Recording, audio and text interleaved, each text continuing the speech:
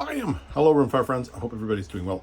Oh, and airgun friends. So before you, I have an unboxing of a very cool Wii rifle. Now, for those of you who know this box outline, you will recognize what manufacturer makes this. But to the rest of you, I want to quickly explain this a little bit. So, as you guys know, because I've told most of you, I got my start collecting, loving, shooting, modifying vintage air guns. Now, no, my channel isn't turning into the in-range airgun channel. It is not. But however, you will always see and experience a mix of me shooting air guns and rimfire because, well, technically my first love.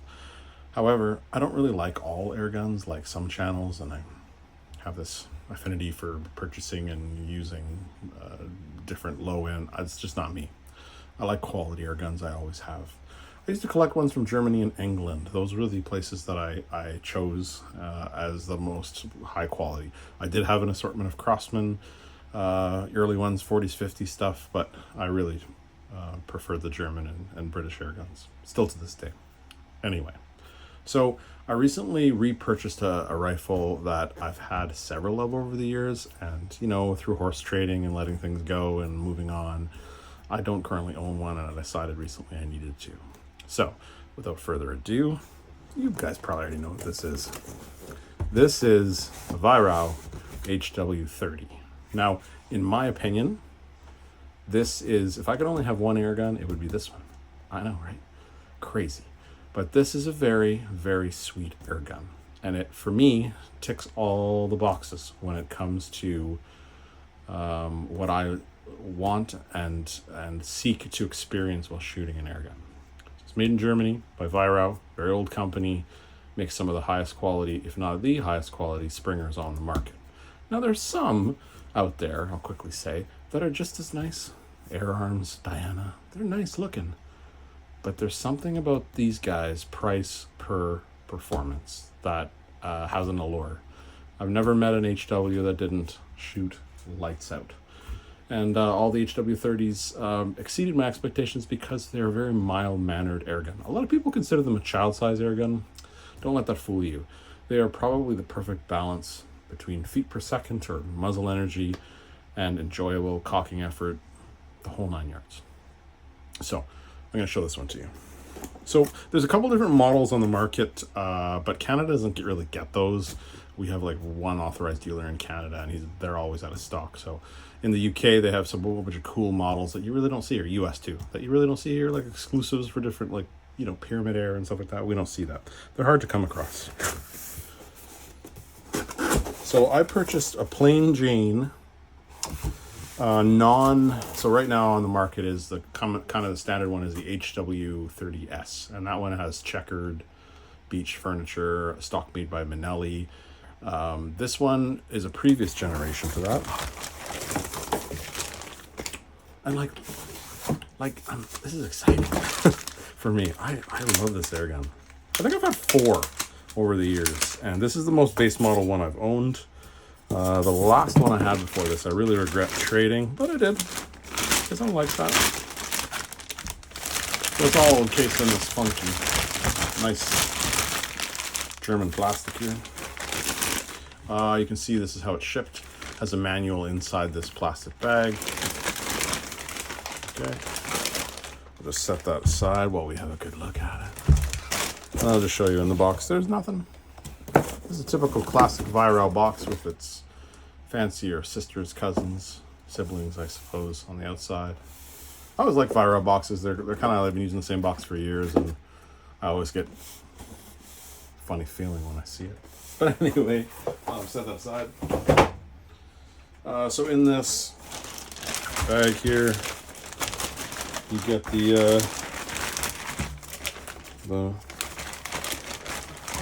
Latin piece of paper, the manual. Anyway,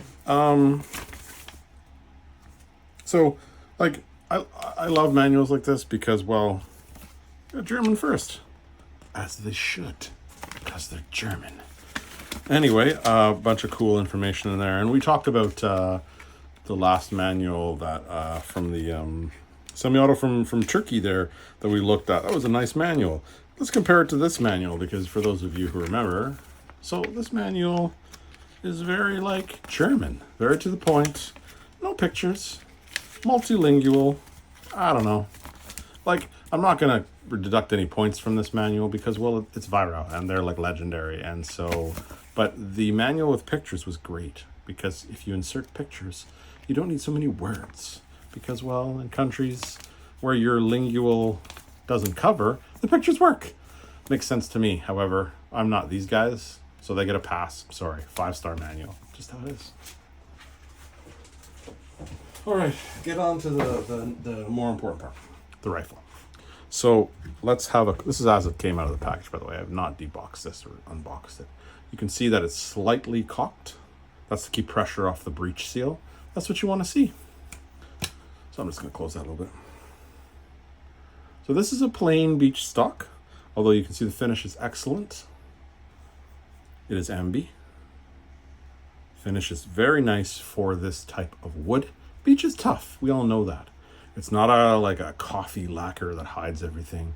It's very nice. It's very consistent. It shows the grain well. So this nice hard piece of beech is stained in a beautiful way. Beech is tough, right? It has a very nice Weihrauch butt pad. It's sticky. It's like an eraser. Maybe a little bit stickier than an eraser. Has some serrations on it. I always like these. So the S model that's out now is checkered. Has some nice like machine checkering. Has different fit, but you know, like I would call it very similar. Though side by side you'd see there's a difference, but you know. It has the kind of the world famous Record, R-E-K-O-R-D trigger. It's fully adjustable. This trigger is fantastic. Shockingly fantastic on a spring air rifle. Probably sets the standard in a lot of ways. The thing about it is a lot of people complain about the reach. And I have man hands. They're big. It's far. That's partially because they put the main adjustment screw for spring tension back here. And so the trigger is in like the middle of the trigger guard, where it really should be farther back. So that's been a criticism of the Record trigger.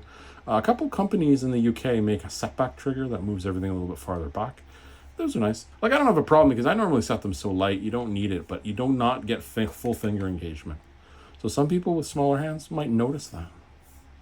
You can see the stretch. Anyway, it has absolutely stellar construction. I'm trying to get my light a little bit softer so you can gotta see the edges. The older ones were engraved cut like here, everywhere, but these are laser kind of embossed nowadays. And the quality of the blue on these guys is fantastic. I hope my video quality in this dubious lighting choice does it justice, because the quality of these things is amazing.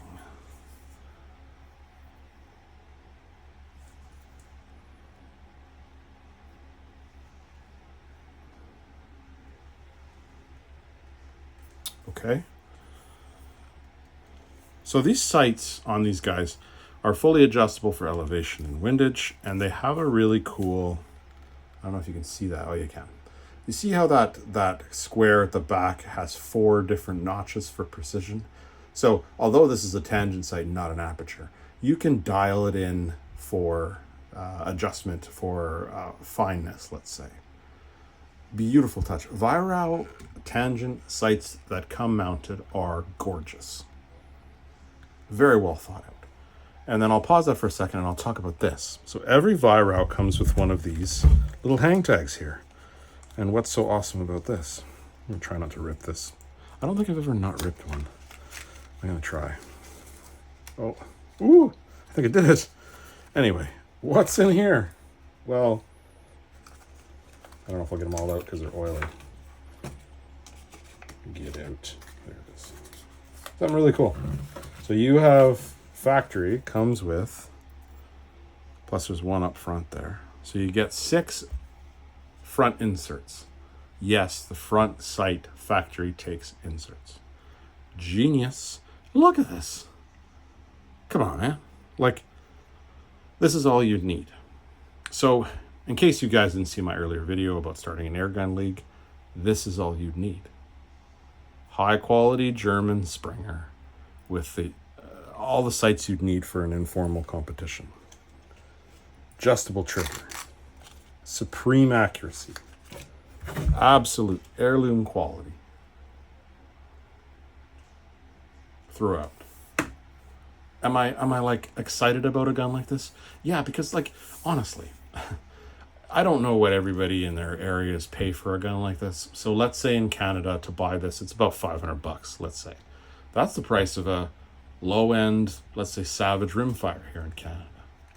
So it's not what I would call an inexpensive air gun. This is not Chinese.